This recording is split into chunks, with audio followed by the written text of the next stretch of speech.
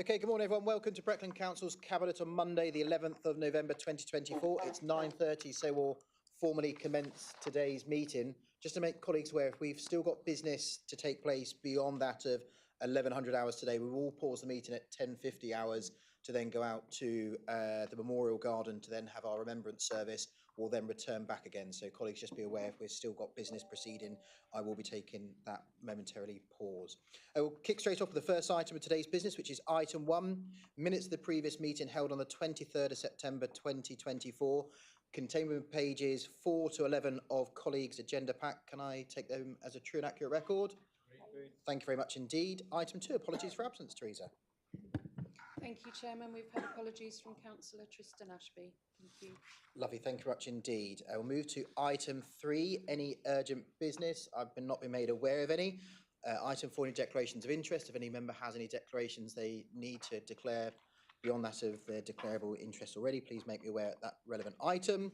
Item 5, non-members wishing to address the meeting. As always, you are most welcome to contribute on any item of today's business.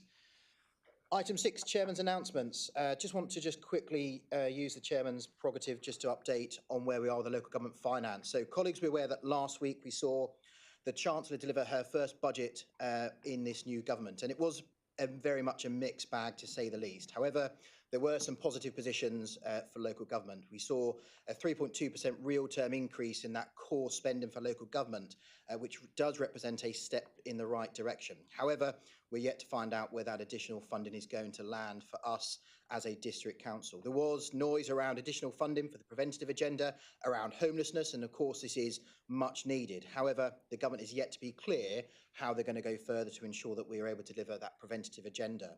And as we recommit that £20 million for that long-term funding in Thetford, I'm glad and welcome that along with the local MP and the chairman of that board. That will go to some great steads to make some real changes to that community within Thetford and the wider district. Of course, I'm sure like many of you over the course of the last week, you've had numerous businesses and those from the agricultural sector contact you. And I'm afraid that through the national insurance contribution, this has not all been positive. We've always welcomed government's mission for growth and that being at the heart of their campaign. However, the role which we play in local government is an important part to drive forward the local economy and growth across the whole country. Some of the decisions made in that budget will constrain that local growth and tie down businesses and that increased in pressure that they're already struggling today. The decision to increase the employer national insurance contribution will have been an impact on businesses across the district, leaving them with some very difficult decisions to make into 2025. Many employers will not simply be able to absorb these costs and they're going to be recouped in some other way. Price rises, rethinking about possible planned expansions, investments, and even increasing their workforce will all have to be paused to understand what this impact will mean for their business model. Some small mercies, though, for us as a district council and local government across the part, however, we'll be able to recoup some of these. But for those businesses across the district, we have an important work to do, work with our ECDEV team to support every business across the district. And those inheritance tax changes around the agricultural prosperity relief is going to be a massive blow for our agricultural sector.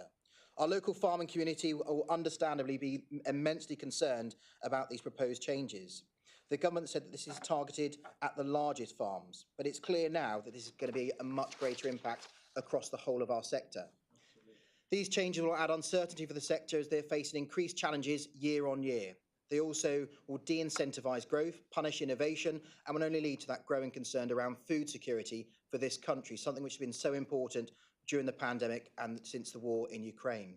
Farmers of this district are the backbone of this nation, and we must ensure that we can do everything we can to support them. As you'll be aware, we've got most recently recruited a rural ECDEV support officer who I know will be going around all of our district businesses, understanding how we can support them as these changes begin to move forward. We must ensure that local farmers can stay local and don't become super farms, which we've seen in other parts of Europe. As we move forward with the transport infrastructure agenda, in my leaders' update at full council, I expressed my hopes that would see further clarity around national significance infrastructure projects, particularly around those of Ely Junction and Thickthorn. Sadly, once again, we haven't had this forthcoming.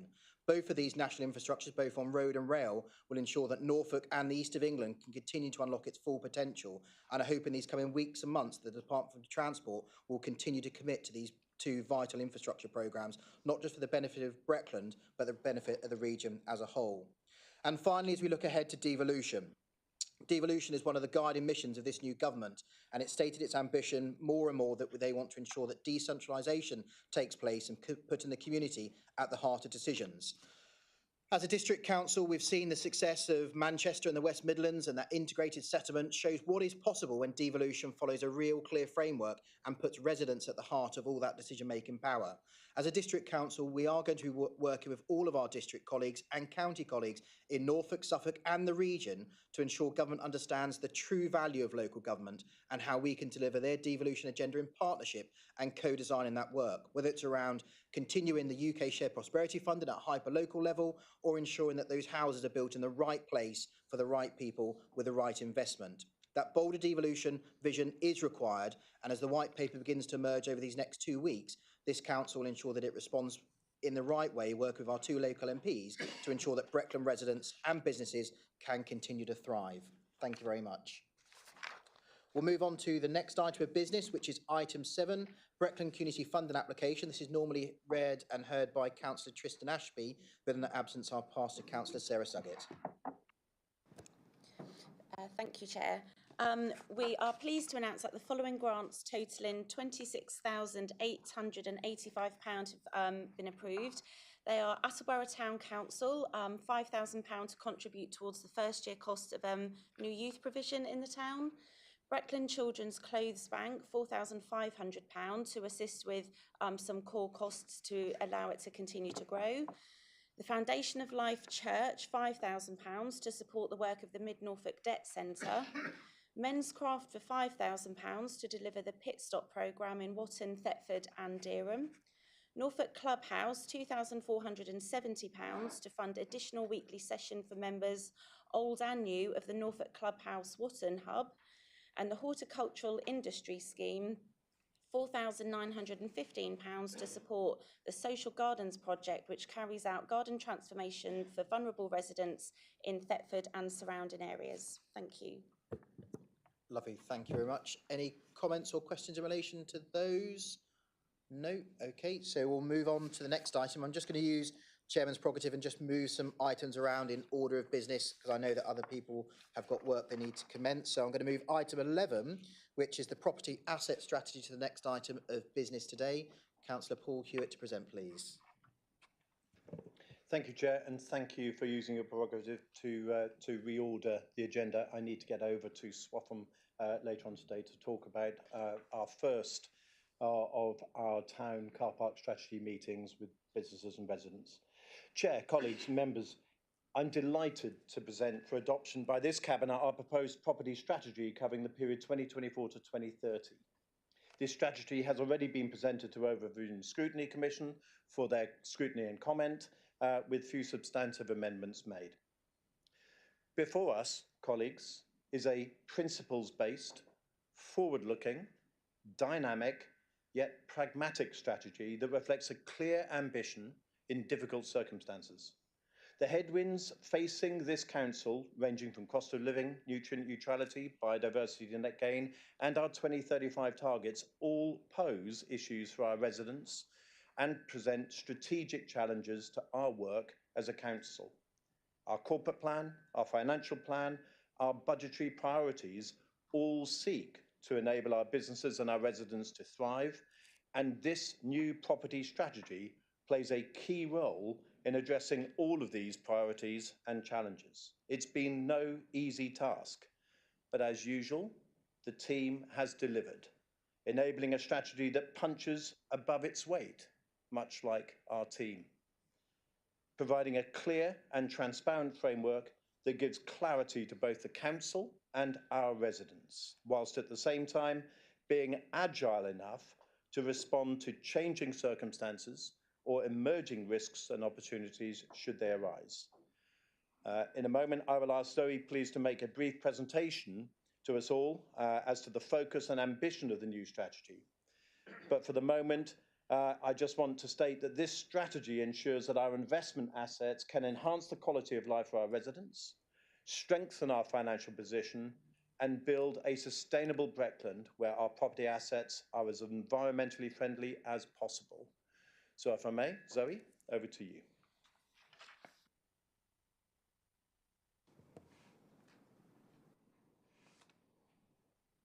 Thank you, Councillor Hewitt. The property strategy that's presented to you today is, as Paul said, for your adoption, and then it will go on to full council next month. As Paul said, really pleased that it went to overruling scrutiny last month and was considered by them. It's a really important strategy for the council to consider. The reason it's important is that this council has nearly £86 million of capital tied up in various different properties.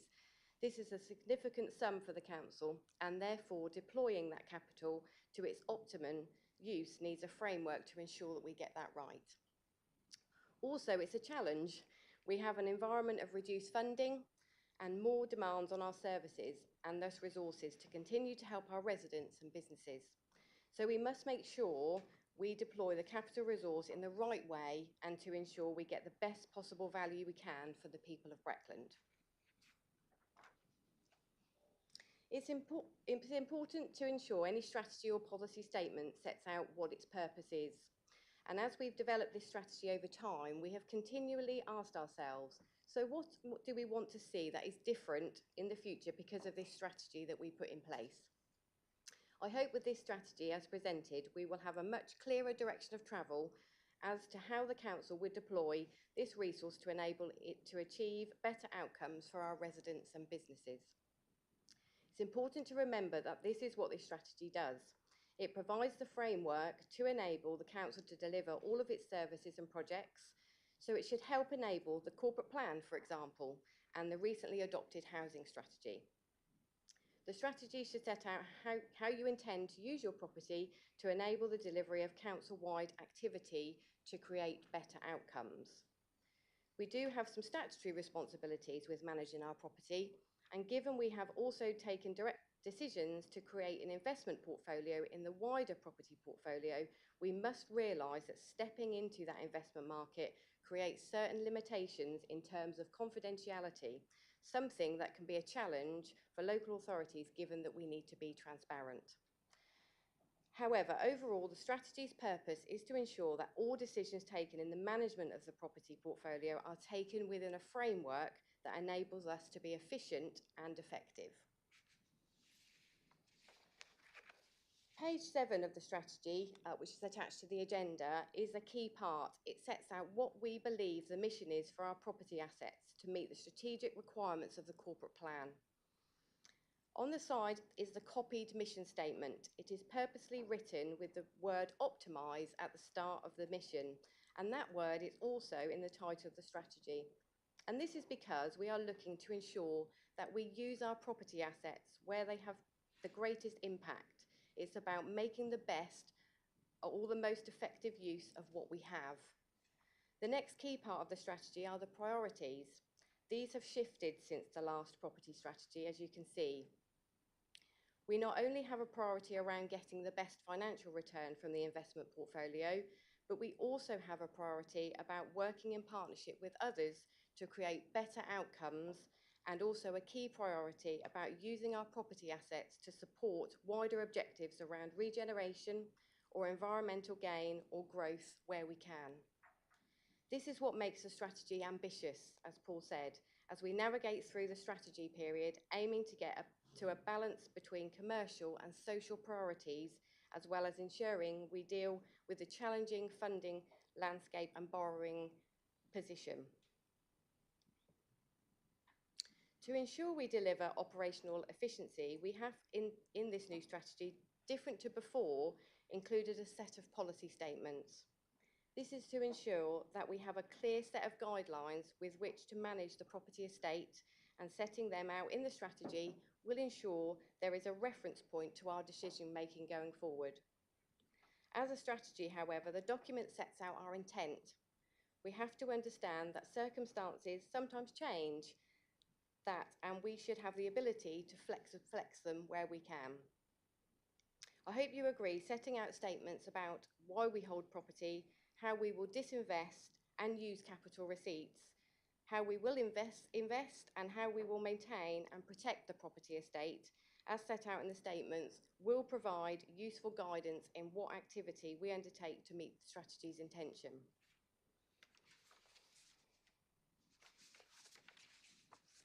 With any strategy, particularly one which seeks to enable the management of significant capital resource, it is important to set the governance out.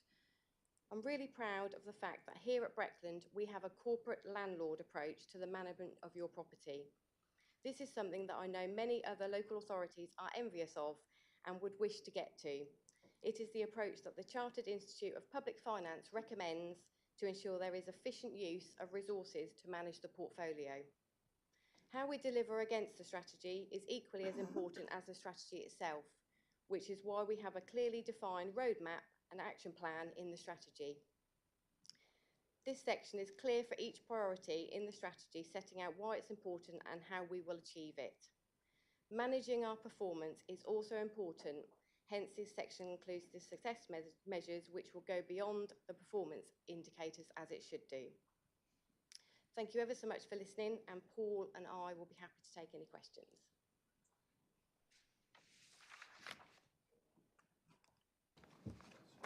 Brilliant. Thank you very much. Any questions or comments in relation to this? I've got Councillor Cowan, then Councillor Kyber, please. Thank you, Chairman, and thank you, Zoe and Paul, for that run through. I think we're going to hear a little bit later in this Cabinet meeting where we sit regarding our Q2 finances. And we've already heard from our leader some of the aspirations that we feel the recent budget is going to put pressure on businesses, farming communities and the like in Breckland. And we already know what our priorities are as councillors to further the interests of business, economic growth and look after our vulnerable residents. The property portfolio, as you heard, has a significant sum invested. And that sum in total is generating just under £4 million of return to us year on year, as it stands at the moment. And without that large return on that investment, many of the programmes that you know about, that we cherish and that we believe are absolutely vital to support residents and businesses in the district would not be able to be carried out. It is absolutely vital that our property portfolio, now rightly called an asset portfolio, is enabled and allowed to prosper in the way that it has done over the last few years. It is absolutely essential for those people in this district who rely on this council to manage our finances in a very honourable and proactive way to support all those who are in desperate need of our support, particularly in these straitened circumstances. So it's absolutely vital that we ensure that this property asset portfolio goes through today's meeting and is enabled to do exactly what Zoe and Paul have identified. It's a bit like the old advert. It says what it's going to do on the tin, and it's absolutely clear, and it's vital for this council. Thank you. Thank you, Chairman. I note from Appendix 2 that museums constitute less than 1% of the operational asset base and are obviously a very difficult area to achieve a commercial return on. However, the intellectual return from having museums in Thetford is enormous. Can we expect the town fund to ensure that either or both museums are fit for purpose moving forward? Thank you. Thank you, Councillor. One of the ambitions of the new property strategy is to make sure we are not looking at pure financial returns exactly for that purpose. We think that benefits for our residents from our property portfolio can be measured in more than just financial areas. So we'll just make sure we do our best in terms of meeting your needs. And just to expand on the Towns Fund question, Councillor Carr, obviously in the future Breckland plan, heritage and tourism was one of those key themes for the Thetford area. And when we go to bat on Breckland's priorities within that space, we'll be trying to convince the rest of our friends and colleagues around that partnership board that that type of activity should be prioritised as we move forward for Thetford. Councillor Webb, then Councillor Bambridge, then Councillor Borrett, please. Thank you, Chairman. I personally want to say well done. Well done for producing a really improved property strategy. I've looked at it, been briefed on it, and I'm really convinced that this is the right thing that we're doing for Breckland Council and our residents and our businesses. So a big well done to the team. Thank you very much.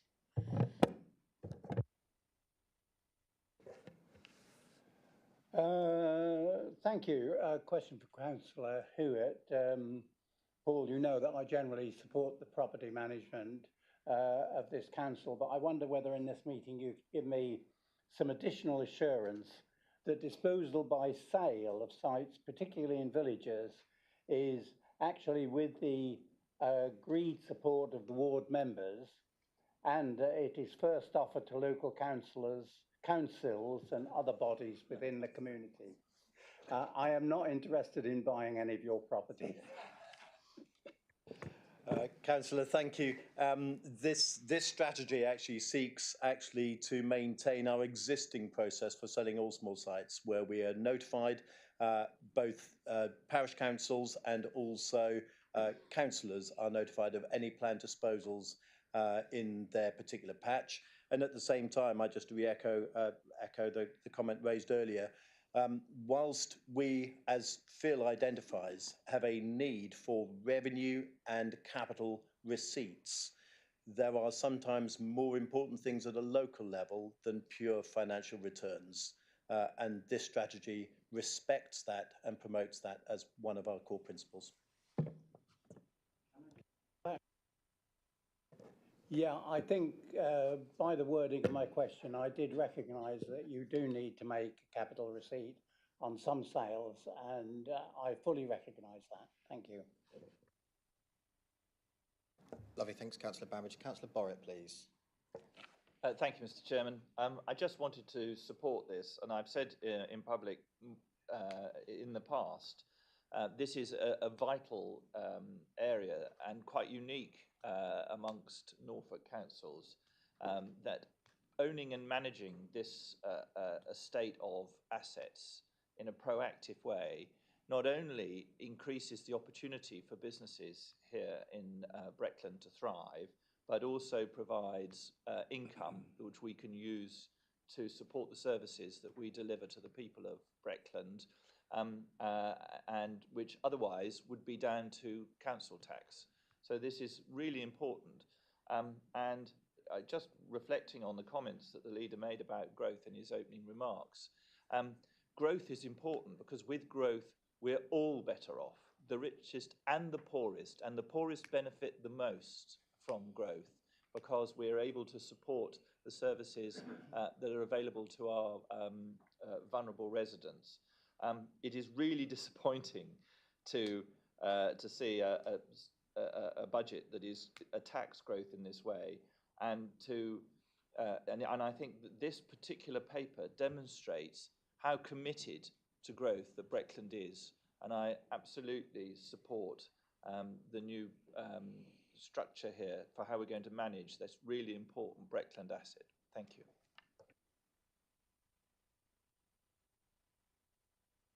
Yes, thank you, Chairman. Zoe, congratulations on that presentation. I think that was a brilliant adjunct to the paper which is before us today. And I think the property portfolio that Breckland has, the asset portfolio now that Breckland has, is unique in Norfolk. It's probably unique in the whole country, and it does a job which I think is vital to the services and the support we give to our residents. I congratulate you on this policy, Councillor Hewitt, and I think it's a well put together paper, and I would support it all the way through. Thank you. Lovely, thank you, Paul. Mark, completely wholeheartedly agree. Any other comments in relation to the property strategy? No? Okay, so we'll come to the recommendations. Obviously, we've heard that this has already been to Ovian scrutiny on the 24th of October. It's our job here at Cabinet to recommend this on to Council on the 5th of December. And just to clarify the recommendations, Paul, for us, please. Just to clarify, Chair, and given the significance of this, I have suggested that the recommendation is that this Cabinet adopts the new property strategy in terms of optimising our property estate, and delegates both the Deputy Chief Exec in consultation with the Deputy Leader and Executive Member to update the document as required. Now, I'm aware that actually in some ways the Deputy Leader has no part in this particular process, but it just reflects the significance of this strategy and the significance in terms of the role to ensure that this is got its confirmation at the highest possible level. So just to confirm, the wording required for minutes and for accuracy is that this cabinet recommends to full council the property strategy, and then the council will then adopt. Thank you, Chair. Apologies. Colleagues, happy? So we are recommended to council, council will then adopt. Good. Okay, so they're the change the minutes for accuracy purposes. But all those in favour? Thank you, that's unanimous. Thank you very much, Paul and team. So move straight on to item 8 then, which is the Q2 2024-25 Finance Performance and Project Report. Who's going first out of you three? Alison. Thank you, Chairman. I'm pleased to present to the committee today the Q2 Finance Performance and Project Report. A summary for each area will be given. I'll be starting, followed by Councillor Cowan, and then finished by Councillor Hewitt. So, in Q2, regarding performance, the majority of our key performance indicators are at or near target.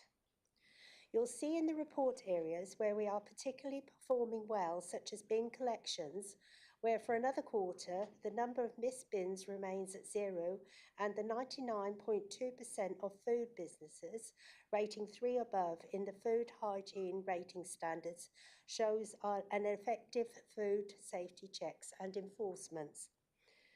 The areas where performance has been challenging include standards and member conduct complaints dealt with within the timescale.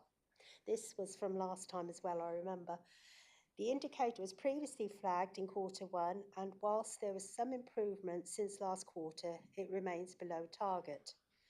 Work is going on within the service to look at the standards internal process with a view to making changes to improve the speed at which we can deal with standard complaints. As per last quarter, whilst there's been a period higher than normal standards complaints, none of these relate to the District Council and have come to us due to our role in investigating parish matters. The other area was days taken to process housing benefit new claims and changes. For Q2, we saw a small drop to 13.79 days taken to process new housing benefit claims and changes against a target of 8 days. A similar situation can be seen with days taken to process the council tax reduction, new claims and changes. The report contains a more detailed breakdown on the reasons behind these changes and the rises and what we're doing to bring it back to a normal level. In short, the indicator hasn't met target in Q2. We're in a strong position, however, to meet target in Q3. Finally, the other areas that have been flagged within the report are website accessibility and minor planning applications determined within 8 weeks or agreed extension. These indicators are likely to return to expected levels in the near future. Thank you. Over to Councillor Hewitt. Thank you, Councillor Webb. Colleagues, the programme of projects as at Q2, managed by the Council's Corporate Project Service, is in a robust position, demonstrating solid progress across several key areas. I'm pleased to confirm that further funding has recently been secured from the Local Authority Housing Fund, which enables us to move forward with a second phase of property purchases that supports emergency housing needs across the district. This project not only will help ease some of the financial pressures in this area, but also ensures that we remain committed to ensuring that everyone in our district has a safe place to call home.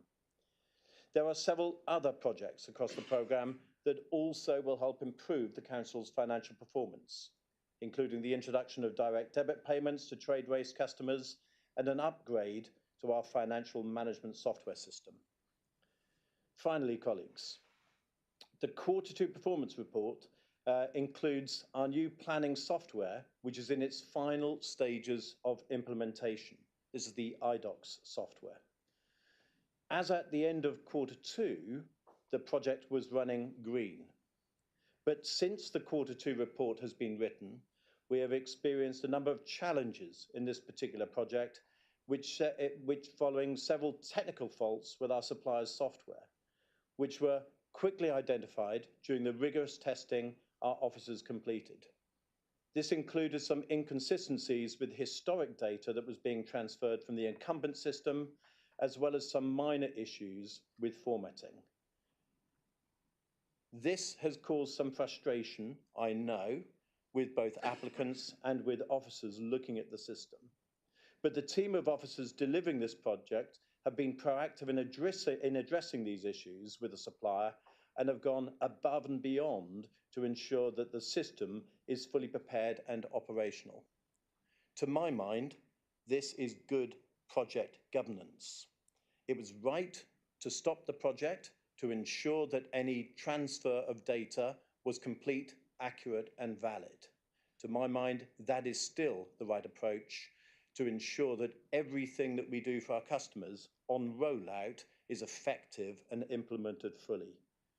There has been a delay on this project, but to my mind, this delay will not eventually stop the project from remaining on track to be completed before the end of the year.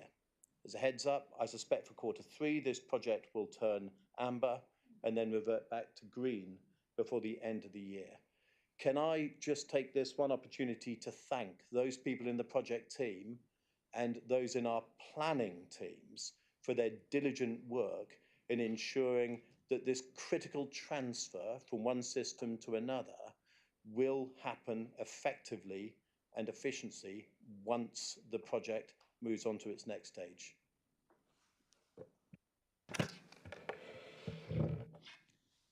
Thank you, Paul. Now for the third and final part of this particular agenda item. And it's going to sound a little bit like a broken record, I'm afraid. If you recall back at Q1, we were projecting a significant overspend on our budgeted anticipation this time last year. And that overspend was projected to be £826,000. And the reason for that were significant changes over which we as a council have very little, if not no, control.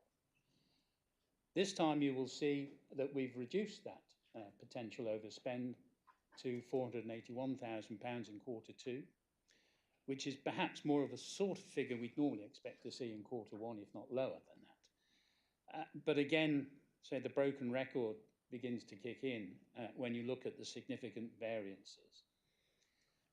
And those variances are matters, again, over which we have no control.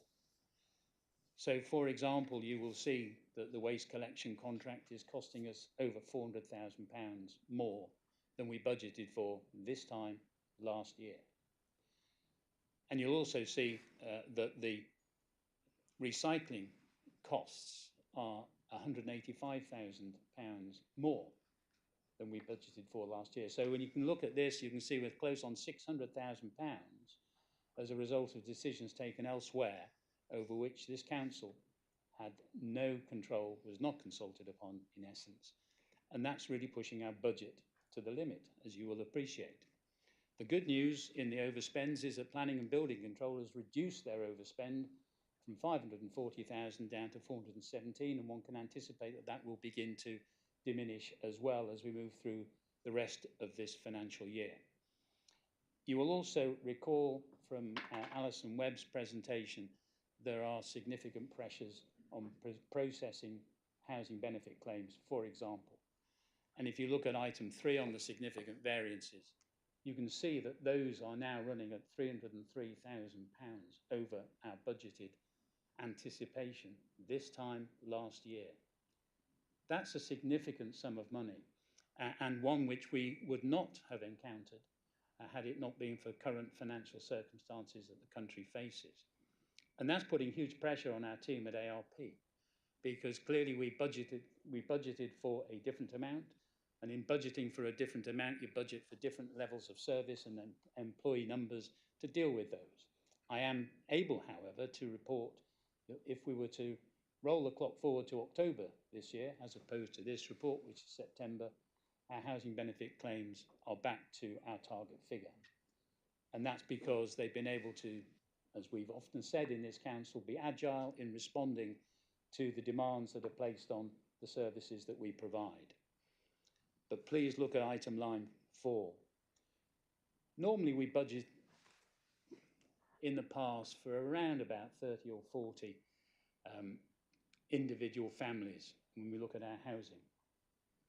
And we look at item 4, we're now up to 140 at the end of September.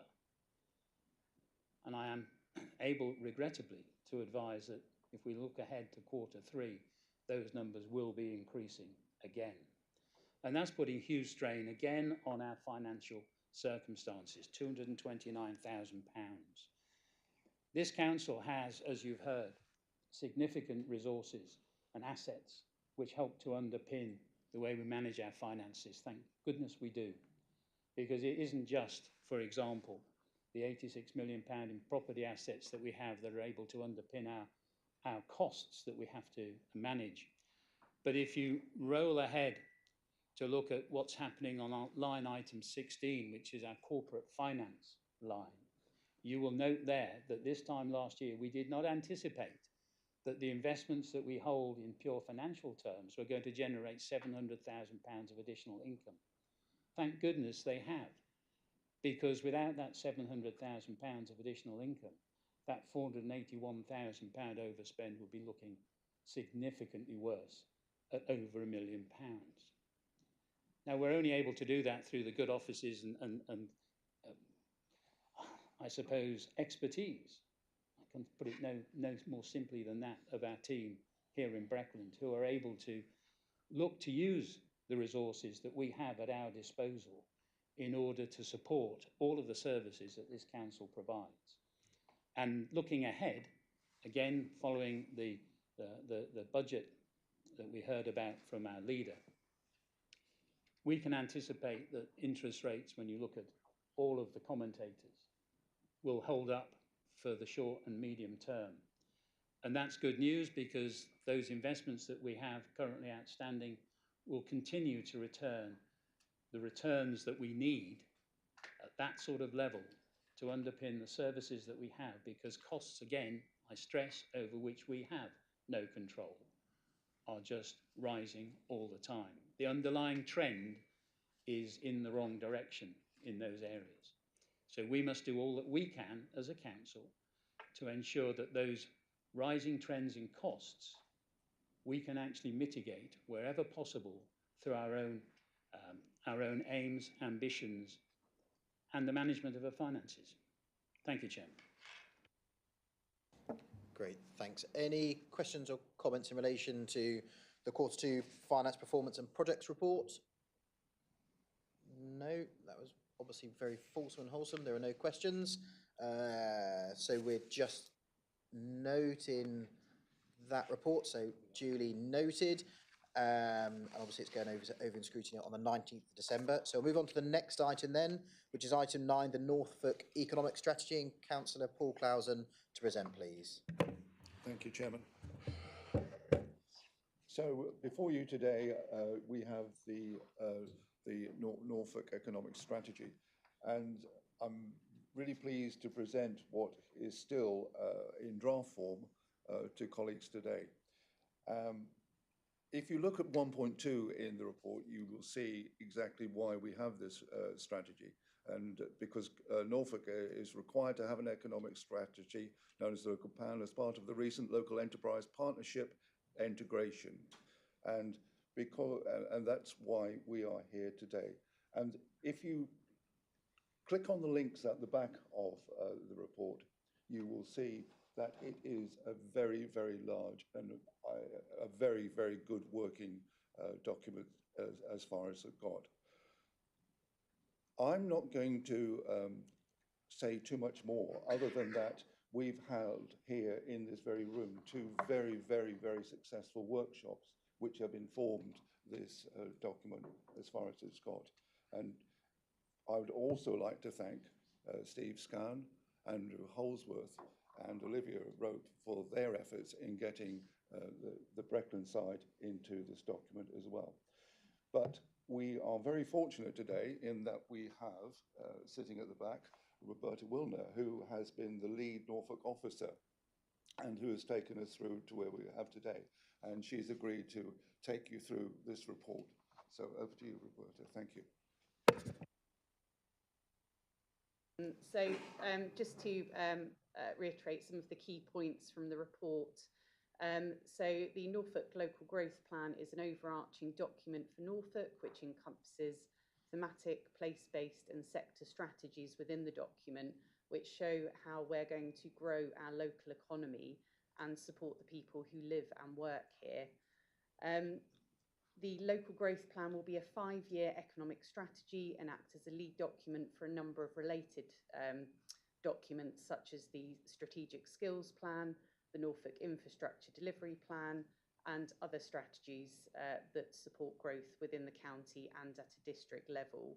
You can also see within the strategy, which is now known as a Local Growth Plan, clear alignment with district strategies, including the future Breckland plan, which is really important that we show that clear alignment, how we're supporting rural economies as well as coastal communities and our urban centre. The Local Growth Plan has been developed working with a range of stakeholders, and Councillor Clausen mentioned the workshops that had taken place at Breckland District Council. In total, we held 17 workshops across the county, engaging with over 500 stakeholders and organisations. This included large and small businesses, skills providers, VCSE sectors, as well as government departments, such as the Ministry for Housing, Communities and Local Government and Department for Business and Trade. The Local Growth Plan will provide a framework for future investment, and it highlights where we will want to invest in order to grow our economy, but also ensure that we do that in a sustainable and inclusive way. I think, some of the highlights within the economic strategy that relate to Breckland in particular include focus on our key sectors such as advanced manufacturing and engineering, which are really important for Breckland, as well as the visitor economy. It also highlights key growth opportunities such as the Cambridge-Norwich Tech Corridor and certain sites such as the Snetterton Commercial Hub, which are really important for future growth plans. And I think it also highlights the important role that market towns have to play and how our rural communities are going to be utilised as part of that economic growth plan.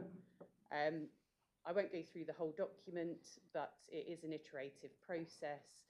We're on version 15 now, and the idea is that the final version will go to full council in December. And lastly, I just want to thank colleagues at Breckland District Council for the support they've provided while we've been developing the local growth plan, and certainly the economic development teams as well. So thank you very much. Lovely, thanks Roberta. Just before, I'm delighted that we've got the County Councillor, Cabinet Member for Economic Growth, Councillor Fabian Eagle. I don't know, Fabian, if anything you want to say in relation to this piece of work? Thank you for the opportunity. It is important, and I'm particularly pleased, and I was biased representing a rural area, not only at Breckland and at the county, that I made sure that we actually realise we are a rural county and we need to work. So many of our actual businesses evolved in our rural areas that have become national brands, and we need to make sure of that. And I would actually add that all areas and all businesses are important to Norfolk. It doesn't matter what you are. As I've said before, it doesn't matter whether you're a Viva or the window cleaner. You make a significant contribution, and who knows, you could become the UK national window cleaner with enough energy and drive. But it does come down to some fundamental points. We do lack that investment from our national governments over successive time for the infrastructure we need to grow. And I will highlight and say this point again, Norfolk feeds the UK. At the moment this time, with our offshore power and that, we supply the energy to the UK. We are effectively the Lucasade of the UK. And if they give us the necessary infrastructure, that will give wings to our economy, and then we'll become another well-known energy drink. But coming down to that, I just want to reiterate those points that every business in every area comes down to play a point and can have a significant impact on how our economy and our profile. We need to raise that. It was 500 years ago. Norwich was the second largest city in the UK, and Norfolk was a centre. We've been modest and let other people overtake us. We need to shout out and say what we've got. And it doesn't matter whether it's one of the smaller villages I represent in Breckland, or we come up to the Derhams, the Thetfords, Swaffhams, Wattons. And it is noticed now that we have, Norfolk has signed a memorandum of understanding with Lviv in Ukraine. We are the first UK region to do that, and that has attracted global attention. That came from just a conversation in Swaffham. And when we've had the the deputy head of the administration, ironically, because the two conversations happened in Swaffham 1, they want to know where they were and that interest. So that is a point that Breckland has paid in helping shape and getting us some real global recognition for how important Norfolk is. And I appreciate that, and I hope you take on the report. I will actually also just tell a little bit. It's actually version 14 because I didn't want version 13 published. So although it says version 15, it's actually version 14. Thank you. Lovely, thank you. Councillor Clausen, back to you. Yes, thank you, Chairman. I'm sure I was going to say something, but that's sort of all out my mouth. No, so having heard how difficult it is in the present economic climate, it really is so important that we have these documents for growth. And as Roberta said, it's equally important that this document is aligned with the Breckland document. And that's, for me, as you know, Chairman, is why partnership working is so important. And that's why we've been so successful with what we've delivered in Swaffham through the House. So the recommendations today are that Cabinet acknowledges and endorses the Norfolk Economic Strategy, which I recommend, and that although there may be further minor amendments, and who knows what version we get up to by the time it gets to full council, but the document, Cabinet delegates the authority to the Executive Member for Economic Development and Growth to identify and agree any updates required. Thank you, Chairman. Lovely, thank you very much. Paul, any questions or comments in relation to this? I've got Councillor Cowan, then Councillor Kyburd, then Councillor Borrett, please. Thank you, Leader, and thank you very much for that presentation. And I think following on from the financial situation that I reported earlier, this is absolutely vital. And I'm very pleased that we essentially have, I suppose you could call them, three key entry points for Norfolk. There's Kings Lynn, there's Great Yarmouth, and then there's Thetford. And Thetford sits four square in Breckland's ambition. And you heard earlier from the leader that government, thankfully, have confirmed that the investment in Thetford that was trailed before the election is confirmed. And that's absolutely vital. It's essential that we develop the Thetford brand, which is the gateway to Norfolk from the south. And not only is it a gateway to Norfolk, but it's also provides the ability for spin-offs into our market towns, which are easily accessible from Thetford. It is a key part of our economic strategy as a district to ensure that we deliver high-quality employment, high-quality jobs, high-quality salaries, which will all go towards raising living standards in the district. But as you heard from Councillor Eagle, this is, in Norfolk terms, we are a rural economy as well. And it's absolutely vital that we do what we can to preserve and ensure that our rural economy continues to do what it has done for generations. And that is to ensure that our food supply throughout the country is supported by appropriate and essential policies. Thank you, Chairman. Thank you, Chairman. Given the government's huge increase in housing targets for Norfolk, is there specific support to expanding the capacity of the local construction industry? Thank you. Roberta? Yes, we recognise the construction sector playing a really important role as part of the local growth plan. So as you can see from the key sectors section of the document, we talk about the role of the construction sector, which is then referenced again in the skills section, talking about how we need to prepare for future workforce needs. And that can include tailoring training budget that we have available to us to target those key sectors such as construction. And we recognise the importance of strengthening that sector in order to meet ambitious future housing targets and also work to grow our local supply chains as well in order to do that.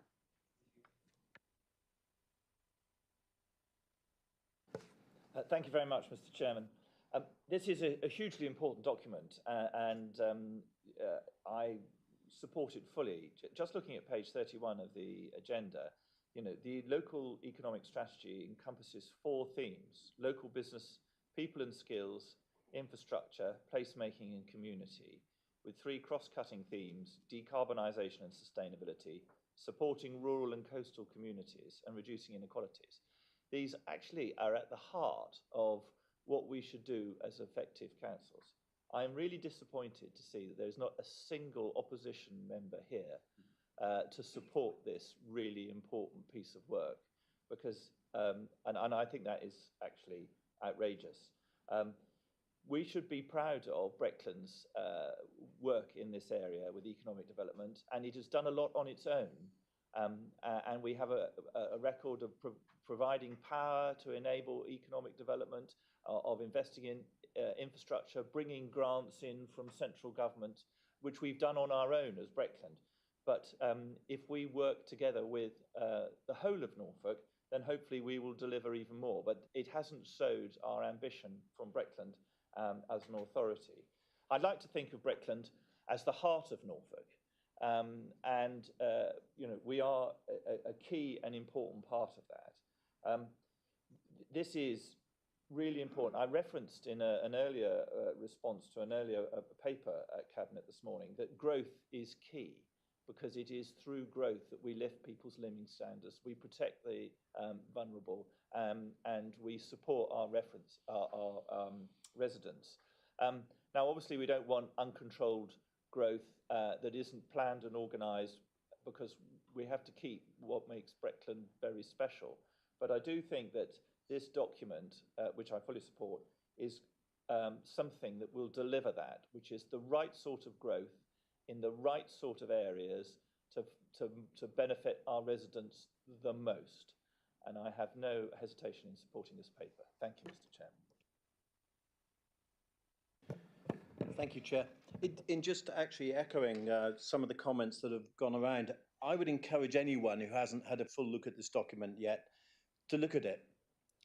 It really does indicate both what Norfolk isn't just good at, but great at, and also what the aspirations of this fantastic county really are.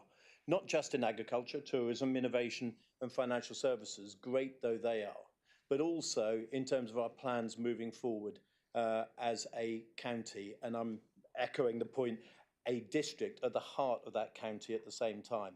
But I think what I'm most pleased about is, and again, this is mentioned by Bill just earlier on, this is not economic growth for economic growth purposes alone. I'm delighted that actually the whole point of this strategy is to invest in actions and projects that help our economy improve the quality of life of those people who live here, who come here, and perhaps are born here. And from that perspective, Paul, through you, I absolutely commend this report. Congratulations on a good job well done. Congratulations on the partnership that is so important to us between Breckland and Norfolk. Lovely, thanks, Paul. Any other questions or comments? If not, we've had the recommendations moved by Councillor Clausen. All those in favour? Thank you very much. And thank you to Councillor Eagle from Norfolk County Council and Roberta for being here today to present both those items. So move on to item 10 then, which is the Necton Neighbourhood Plan. Councillor Sarah Suggett to present, please. Thank you. I'm pleased to introduce to members the Necton Neighbourhood Plan this morning. The Neighbourhood Plan area was originally designated in March 2021 and has now arrived at the stage where it can be made and become part of the development plan and be an integral part of the planning decision-making process.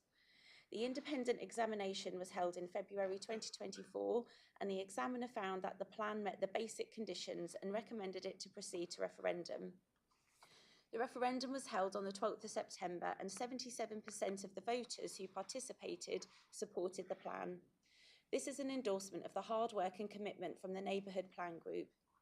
Neighbourhood plans are developed by volunteers and local people who have an interest in how their neighbourhood is developed. It shows the value in neighbourhoods taking control of their future through this process. And we would encourage interested groups to speak to us to understand this process. The recommendation this morning is in two parts. The first three recommendations are for Cabinet and the fourth is to Council.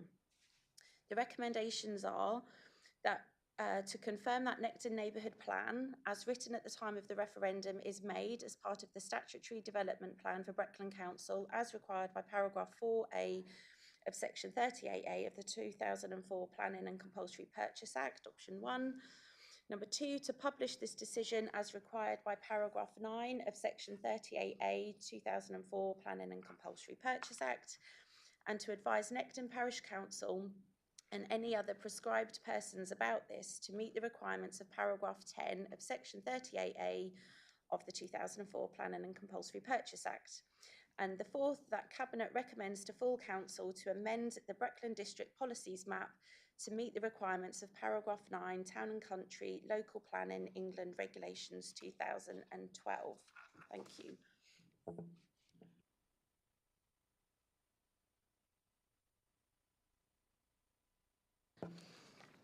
I've got a comment from Councillor Nigel Wilkins, who apologises that he can't be here this morning, but he has sent me some words he'd like me to say.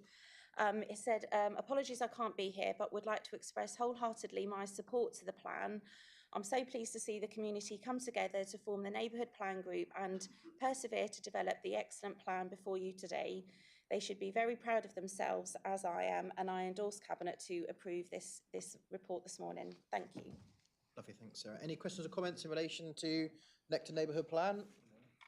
No, we've got support from the local community, the local district member. Oh, brilliant. So you've got those 4 recommendations, 3 recommendations to us. 1 is a recommendation for us to recommend to full council. I'll take them in block. All those in favour? Thank you very much. They are carried. So we'll move on to the penultimate formal item for today's business, which is item 12, the Custom and Self-Build Register Amendments. Councillor Sarah Suggett to present. Thank you again. Okay, it's my pleasure to present to you today a standalone approach to administering self-build and custom house building register in Breckland. Colleagues will recall that this matter constitutes an integral component of the recently adopted housing strategy, and it is therefore pleasing that we are in a position today to consider this so soon after adopting the housing strategy. There is a legislative duty upon us to keep and have regard to a register of people who are interested in constructing a self-build or custom-built home for use as their main or sole residence. Since the requirement was introduced in 2015, Kings Lynn and West Norfolk Borough Council has maintained an aggregated custom and self-build register on behalf of Breckland, the Broads Authority, Kings Lynn and West Norfolk and South Norfolk. However, this arrangement has recently changed with a progression towards revised standalone individual approaches. This represents a positive opportunity for the Council to refresh and relaunch the current methodology in pursuit of an updated, more proactive and comprehensive approach. It is also timely in the context of recent legislative change and the recently completed review of our approach undertaken by the Right to Build Task Force. The full details of the new approach are set out within the report, but includes the introduction of locally set eligibility criteria relating to local connection and financial solvency, an annual fee of £50 to appear, maintain an ongoing presence of the register, a new comprehensive and much more proactive package of support activity set out within paragraph 2.4 of the report. The proposed changes were consulted upon last month. The results of this are summarised at paragraph 2.2 of the report. Essentially, all current entrants were consulted and we received only 8 replies. While the response rate was very low, it's perhaps indicative of the fact that the vast majority represent legacy entrants or have no material intention of bringing proposals forward. There is recognition of the benefits of an updated approach. In context of the feedback, legislation and policy priorities of the Council, it is considered that the introduction of locally set eligibility criteria will enable the Council to more fully understand the precise nature and extent of local need and to prioritise meeting the housing needs of local people. This in turn will improve the Council's ability to take well-informed decisions upon housing proposals of this type, utilising a reliable and robust evidence base. The package of activity set out at paragraph 2.4 of the report can be met within existing staff resources. However, this will come at the cost of delivering in other activity. In accordance with our corporate policy on charging and fees, there is therefore proposed to recover the bulk of the cost in doing so via the introduction of a fee for entrants to appear on the register, albeit this needs to be balanced against legislative requirements. I hope you can agree the recommendations set out in the report. And those recommendations on page 118 are that update the Council's custom self-build approach. This involves establishing a newly created standalone Breckland custom self-build register and in doing so introduce locally set eligibility criteria and a fee. Delegates to the Deputy Chief Executive in consultation with the portfolio holder for housing and planning authority to implement the updated approach, keep it under review and make any necessary changes as required. Thank you. Lovely, thank you very much. Mr. Scown, anything else to add at all? No, thank you. Any questions or comments in relation to this? Councillor Bambridge, please. Thank you. I will, of course, support you in this. I think this is something that we really must do. I think the introduction of a fee is something that I'm sure has been considered and I have no objection to. What I would like to see us as a council as a whole to be much more active in promoting this facility that we offer. I know that particularly representing a rural area, there are people who would like to take advantage of this sort of activity within the district, but they are somewhat put off. And I'd like us to be much more open and welcoming to them when they come along. Thank you. Thanks. Councillor Khyber, please. Thank you, Chairman. Going back to the Borough of Thetford days, they provided the facility of self-build plots that were fully serviced as regards roads, water and drainage, and that was highly successful on a number of estates in Thetford since when that approach to growth in housing has disappeared. Is this something this council can do to promote and assist? Yeah, so there is still best practice taking place across the country. I don't know if we're at that stage yet to understand the implications for us to front load infrastructure costs against self-builds, particularly on the likes of Redcastle and Mackenzie Road in Thetford. But Mr. Scown, anything further to comment on? No, it's just recognition of the fact that this developments of this nature can play a really vital role in meeting our local housing need.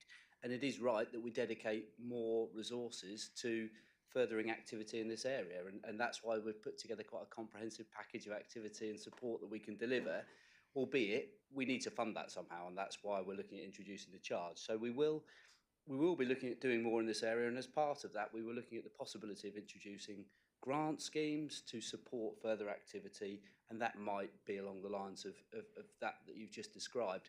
I guess we've tried to keep it at a fairly high level as things stand at the moment without introducing too much definite clarity, albeit we've got to do that around the edges.